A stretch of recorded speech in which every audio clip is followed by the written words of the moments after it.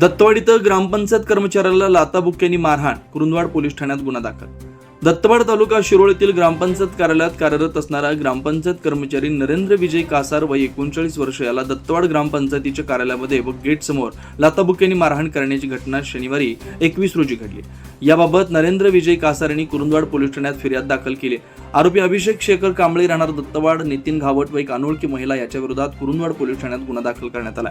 पोलिसांच्याकडून मिळालेल्या माहितीनुसार नरेंद्र कासार मौजे ग्रामपंचायत दत्तवाडकडील पाणीपुरवठा करणारा कर्मचारी असून कर्तव्यावर असताना आरोपी अभिषेक शेखर कांबळे यांनी फिर्यादीस फोनवरून नळ कनेक्शन आरोपी नितीन घावट्यास देणार की नाही असं म्हणून शिवीगाळ केली.